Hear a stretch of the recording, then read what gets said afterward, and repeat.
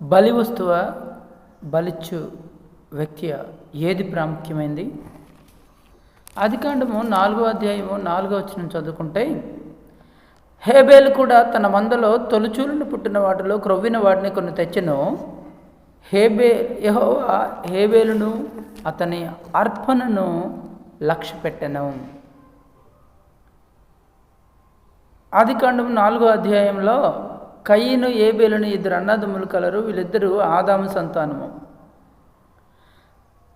కయీనేమో వ్యవసాయం చేస్తూ ఉంటాడు, పొలాన్ని సేద్యం చేసేటువంటి వాడు. తన పంట పొలంలో నుండి కొంత దేవునికి అర్పణగా తీసుకుని వచ్చాడు. దేవుడు దానిని అంగీకరించలేదు. తరువాత హేబేలేమో గొర్రెల కాపరి. ఇతను కూడా తన గొర్రెల మందల్లో నుండి క్రొవ్విన కొన్నిటిని దేవునికి అర్పణగా తీసుకొచ్చాడు. దేవుడు హేబేలు అర్పణను అంగీకరించాడు. అయితే దేవునికి మాంస సంబంధమైన బలి ఇష్టమైందనా? కాదు. లేదా రక్త సంబంధమైన మాత్రమే దేవునికి ఇష్టమైందని అనుకుంటున్నామా? అది కూడా కాదు. దేవుడు నైవేద్య బలిని కూడా కోరుతున్నటువంటి వాడు. లేవికాండం 2వ అధ్యాయంలో మనం చూస్తాం నైవేద్య బలిని దేవుడు అంగీకరించినట్లు. మరి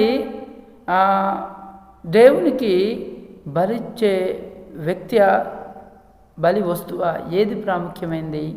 బలి ఇచ్చే వ్యక్తి ప్రాముఖ్యమైనటువంటి వాడు. ఎందుకనంటే దేవుని వాక్యం తెలియజేస్తూ ఉంది. ఇదిగో అదే ఆదికాండము 4వ అధ్యాయం 7వ వచనంలో అంటాడు, నీవు సత్క్రియ చేసిన ఎడల తలనెత్తుకునవా? కయీనుతో ప్రభువు ధాన్యాన్ని కాదు నువ్వు తీసుకురావాల్సింది, నువ్వు కూడా గొర్రెలను తీసుకురా, నేను అంగీకరిస్తాను చెప్పలా. ఏమని చెప్తా ఉన్నాడు? నీవు సత్క్రియ చేసిన ఎడల